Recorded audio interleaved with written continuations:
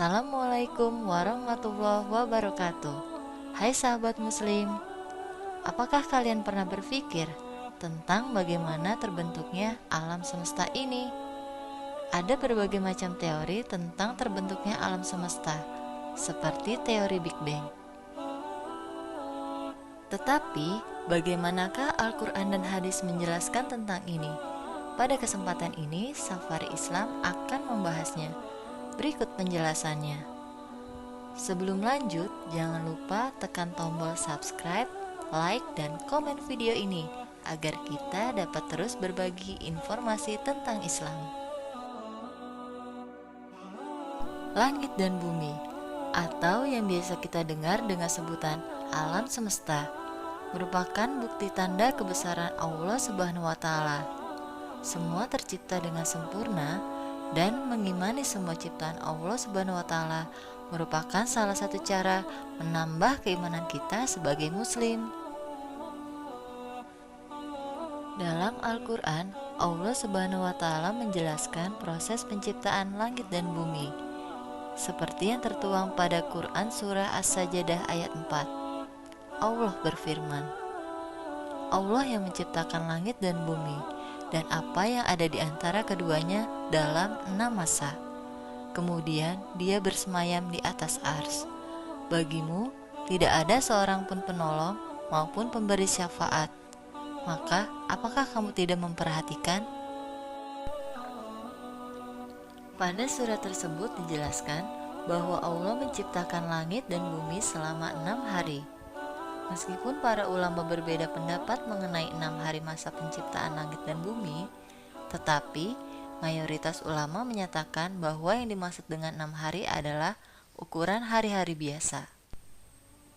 Adapun pendapat yang lain menyatakan 6 hari itu berbeda dengan hitungan hari-hari biasa, melainkan setiap harinya seperti 1000 tahun, karena satu hari di akhirat hitungannya adalah 1000 tahun di dunia.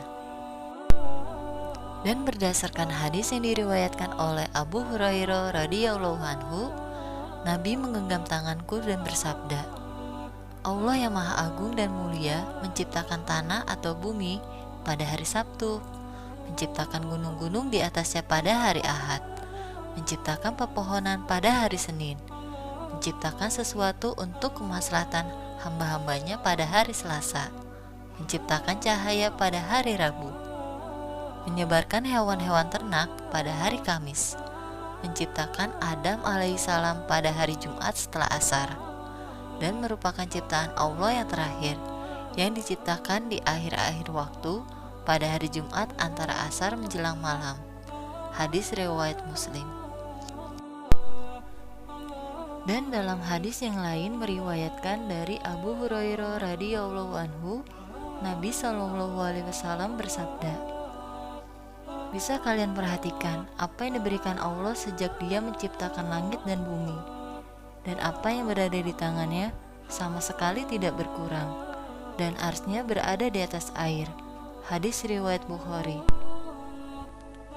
Dan Allah Subhanahu wa Ta'ala lebih dahulu menciptakan bumi sebelum penciptaan langit. Disebutkan dalam Quran Surah Al-Baqarah ayat 29. Dialah Allah yang menciptakan segala apa yang ada di bumi untukmu. Kemudian Dia menuju ke langit, lalu Dia menyempurnakannya menjadi 7 langit, dan Dia mengetahui segala sesuatu. Langit dan bumi diciptakan masing-masing sebanyak 7 lapisan. Disebutkan dalam hadis riwayat Abbas bin Abdul Muthalib radhiyallahu anhu. Rasulullah bersabda, tahukah kalian berapa jarak antara langit dan bumi? Kami berkata, Allah dan Rasul-Nya lebih mengetahui. Kemudian beliau bersabda, jarak keduanya adalah perjalanan 500 tahun, dan antara satu langit dengan langit selanjutnya perjalanan 500 tahun, dan tebal setiap langit adalah perjalanan 500 tahun, dan di antara langit ketujuh dengan arsy-Nya ada laut yang jarak antara dasar dan atasnya adalah seperti jarak antara langit dan bumi, dan Allah di atas itu semua, tidak tersembunyi baginya amalan manusia. Kemudian, diciptakannya gunung-gunung sebagai pondasi awal di bumi agar bumi tidak goncang. Hal ini disebutkan pada surah An-Nahl ayat 15. Dan dia menancapkan gunung di bumi agar bumi tidak goncang bersama kamu. Dan dia menciptakan sungai-sungai dan jalan-jalan agar kamu mendapat petunjuk. Dan pada surah yang lain Allah menjelaskan, dan kami telah menjadikan di bumi ini gunung-gunung yang kokoh agar dia tidak guncang bersama mereka. Dan kami jadikan pula di sana jalan-jalan yang luas agar mereka mendapat petunjuk. Quran Surah Al-Anbiya ayat 31.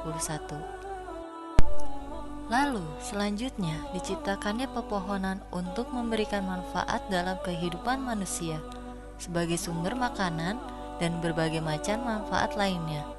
Penjelasan itu pun tertuang pada Quran Surah Al-An'am ayat 99.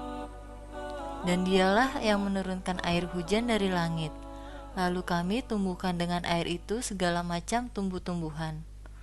Maka kami keluarkan dari tumbuh-tumbuhan itu tanaman yang menghijau.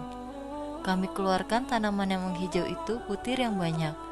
Dan dari mayang kurma mengurai tangkai-tangkai yang menjulai. Dan kebun-kebun anggur. Dan kami keluarkan pula zaitun dan delima yang serupa dan yang tidak serupa.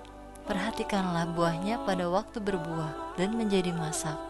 Sungguh, pada yang demikian itu ada tanda-tanda kekuasaan Allah bagi orang-orang yang beriman. Selain untuk keimanan kepada Allah Subhanahu wa Ta'ala, bumi dan seisinya juga diciptakan untuk kemaslahatan umat manusia, yaitu dengan memanfaatkan kekayaan yang dikandungnya, di samping sebagai tempat pijakan mereka melaksanakan fungsi dan aktivitasnya sehari-hari, baik sebagai khalifah atau sebagai makhluk yang sama dengan makhluk yang lainnya. Berikut beberapa ayat yang menyebutkan bahwa alam dan kekayaan yang dikandungnya diciptakan untuk manusia, seperti yang tertuang dalam surat Al-A'raf ayat 10. Sesungguhnya kami telah menempatkan kamu sekalian di muka bumi, dan kami adakan bagimu di muka bumi sumber penghidupan. Amat sedikitlah kamu bersyukur.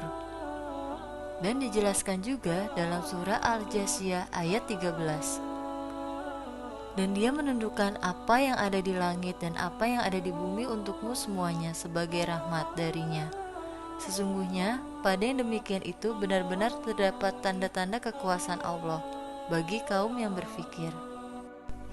Lalu selanjutnya diciptakannya cahaya pada hari Rabu. Ini tidak mengacu kepada matahari, karena matahari di dalam Al-Quran disandingkan dengan kata diyan atau memancarkan cahaya sendiri. Yang dimaksud adalah diciptakan cahaya yang mampu menopang kehidupan dan pertumbuhan binatang-binatang yang akan diciptakan berikutnya, yaitu penyempurnaan atmosfer dalam memfilter spektrum cahaya matahari. Kemudian Allah Subhanahu wa Ta'ala menciptakan hewan-hewan untuk suatu yang bermanfaat bagi manusia, seperti yang dijelaskan dalam surah Al-Hijr ayat 20. Dan kami telah menjadikan untukmu di bumi keperluan-keperluan hidup, dan kami menciptakan pula makhluk-makhluk yang kamu sekali-kali bukan pemberi rezeki kepadanya. Adapun manfaat hewan atau binatang untuk keperluan hidup di muka bumi, contohnya sebagai makanan, pakaian, kendaraan, perhiasan, dan berbagai manfaat lainnya, seperti yang tertuang dalam surah An-Nahl ayat 5 sampai dengan 8. Dan hewan ternak telah diciptakannya untuk kamu. Padanya ada bulu yang menghangatkan dan berbagai manfaat, dan sebagiannya kamu makan. Dan kamu memperoleh keindahan daripadanya ketika kamu membawanya kembali ke kandang dan ketika kamu melepaskannya ke tempat penggembalaan. Dan ia mengangkut beban-bebanmu ke suatu negeri yang kamu tidak sanggup mencapainya, kecuali dengan susah payah. Sungguh Tuhanmu Maha Pengasih dan Maha Penyayang. Dan dia telah menciptakan kuda, bagal, dan keledai untuk kamu tunggangi dan menjadi perhiasan. Allah menciptakan apa yang tidak kamu ketahui. Kemudian yang terakhir diciptakan oleh Allah Subhanahu wa Ta'ala adalah Adam alaihissalam. Allah telah lebih dahulu mengabarkan pada malaikat bahwa Dia akan menciptakan manusia sebagai khalifah di muka bumi, seperti yang tertuang dalam Quran Surah Al-Baqarah ayat 30.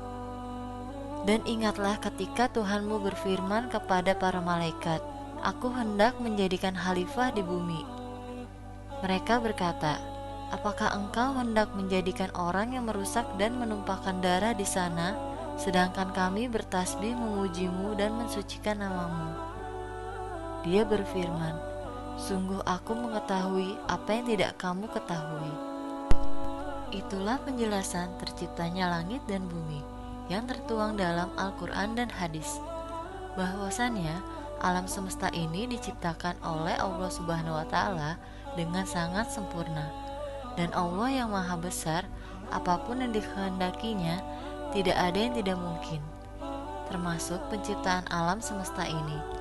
Allah pun sudah menjelaskannya pada surah Al-Baqarah ayat 117. Allah pencipta langit dan bumi. Apabila Dia hendak menetapkan sesuatu, Dia hanya berkata kepadanya, jadilah, maka jadilah sesuatu itu.